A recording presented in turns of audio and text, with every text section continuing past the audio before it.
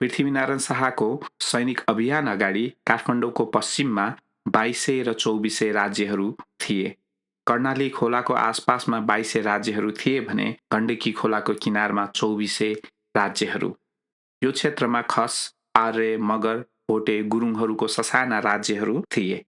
ककसेन माउन्टेनतिरबाट आएको अर्को समूह खस थियो। लगभग 3500 वर्ष अगाडि उनीहरू इन्डस खोला पार गरी हिमाली भेगमा आइपुगे र लगभग 2000 वर्ष अगाडि कुमाऊँ र गढवालको पहाडी भूभागमा खस राज्यहरू स्थापना गरे। खसहरूको पहिलो राज्य कुमाऊँको कटुरी वंश हो। यसका राजा वासुदेव बौद्ध धर्म मान्दथे। पछि आदि शङ्कराचार्यको प्रभावले हिन्दू बनेका थिए। कुमाऊँबाट खसहरू कटुरीको समय अगाडि नेपाल प्रवेश गरेको मानिन्छ, तर ठूलो संख्यामा भने कटुरीको समयमा आएको विश्वास गरिन्छ।